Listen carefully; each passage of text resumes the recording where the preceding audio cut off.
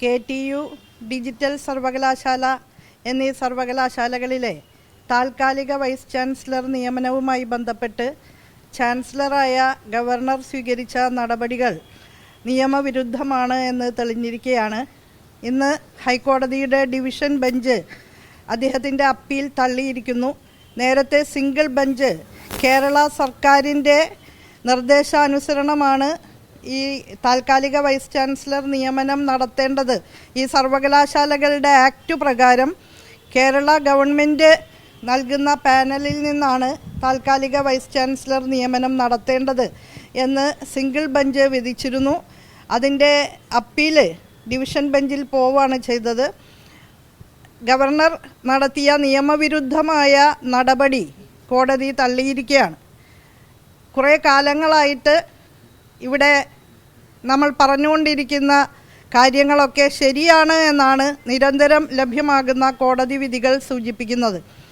സർവകലാശാലകളുമായി ബന്ധപ്പെട്ട് ചാൻസലർക്ക് അധികാരങ്ങളുണ്ട്. പക്ഷേ ആ അധികാര പരിധിക്ക് അപ്പുറത്തേക്ക് പോകുമ്പോൾ അത് വലിയ ബുദ്ധിമുട്ട് ഉണ്ടാക്കുന്നുണ്ട്.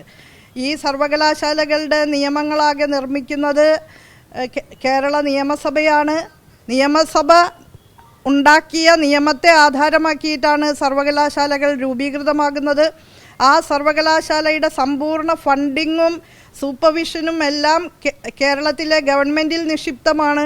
അങ്ങനെയിരിക്കെ വൈസ് ചാൻസലർമാരെ ഏകപക്ഷീയമായിട്ട് ചാൻസലർ എന്നുള്ള നിലയിൽ ഗവർണർ നിയോഗിക്കുക എന്നുള്ള രീതി കഴിഞ്ഞ ഗവർണറായിട്ടുള്ള ശ്രീ ആരിഫ് മുഹമ്മദ് ഖാനും അതുപോലെ ഇപ്പോൾ ഇവിടെ ഇന്ന് ചാൻസലറും ചെയ്തുകൊണ്ടിരിക്കുന്നു എന്നുള്ളത് വളരെയധികം തെറ്റാണ് എന്നുള്ളത് ഈ രണ്ട് കോടതി വിധിയിൽ നിന്നും സുവ്യക്തമായ നിലയിൽ തെളിഞ്ഞിരിക്കുകയാണ്.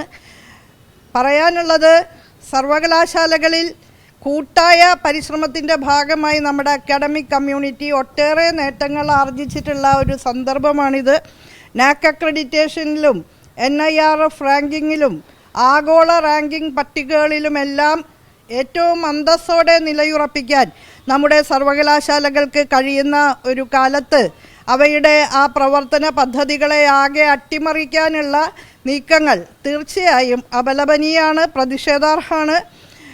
ഇപ്പോൾ ചാൻസലർ ഒരു ഭാരതാംബ വിവാദം നിർമ്മിച്ചതിൻ്റെ ഭാഗമായിട്ട് കുറച്ച് പ്രശ്നങ്ങൾ കേരള സർവകലാശാലയിൽ ഉണ്ടായിക്കൊണ്ടിരിക്കുകയാണ്. എനിക്ക് അദ്ദേഹത്തോടും അദ്ദേഹം നിയോഗിച്ചിട്ടുള്ള RSS ആഭിമുഖ്യത്തിൻ്റെ അടിസ്ഥാനത്തിൽ നിയോഗിച്ചിട്ടുള്ള അക്കാദമിക് താൽപ്പര്യങ്ങളുടെ അടിസ്ഥാനത്തിലല്ല, RSS താൽപ്പര്യങ്ങളുടെ അടിസ്ഥാനത്തിൽ നിയുക്തരായിട്ടുള്ള വൈസ് ചാൻസലർമാരോടും എനിക്ക് പറയാനുള്ളത്, വിദ്യാർത്ഥികളുടെ ഭാവിയെ കരുതി, നമ്മുടെ കേരള സംസ്ഥാനത്തിൻ്റെ ഒരു ഭാവിയെ കരുതി നിങ്ങളുടെ രാഷ്ട്രീയ നീക്കങ്ങളിൽ നിന്ന് പിൻവാങ്ങണം. അക്കാദമികമായ താൽപ്പര്യങ്ങൾ ഉയർത്തിപ്പിടിക്കണം. വിദ്യാർത്ഥികൾക്ക് പഠന സാഹചര്യങ്ങൾ ഒരുക്കണം.